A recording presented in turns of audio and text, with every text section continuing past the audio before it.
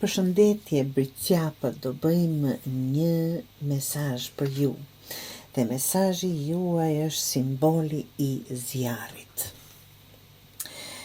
Në fakt, kjo letër flet për pjekuri strategjike, për qëndrim dhe vendosmëri në drejtimin e duhur. Kjo është periudhë kur Bërqapi duhet të mbajë nën kontroll çdo shpërqendrim dhe të fokusohet në atë që duhet fokusuar.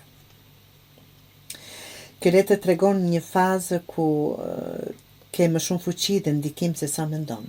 Në fakt, të dashur,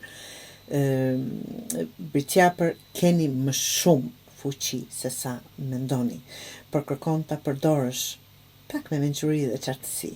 Mos e shpërndaj energjinë në shumë drejtime, sepse çdo vendim I paqartë tani mund të kushtoj kohë më vonë.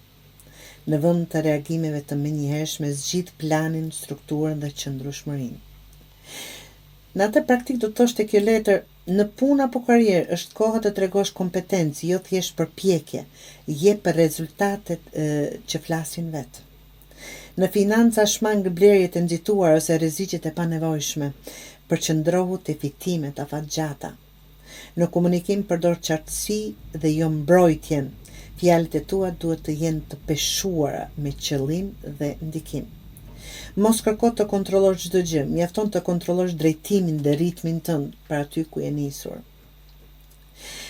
Nëse arrin ti mbash këto apo ti ruash këtë përqendrim të dashur Bërqapër, javët që vijnë do të sjellin stabilitet dhe fitim konkret, qoftë në punë apo në diçka që po ndërton prej kohësh. Nëse lejon që shpërqendrimet, dyshimet ose njerëz të gabuar të ndikojnë, mund të humbësh fokusin në momentin më të rëndësishëm.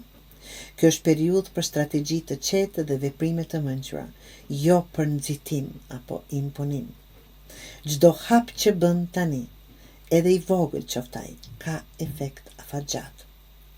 Pra, në thelb, mesazhi juaj është: mos harxho energji për të treguar forcë, dëshmoje përmes rezultateve, vepro me qetësi, por me qëllime të qarta, të dashur Bërqapër.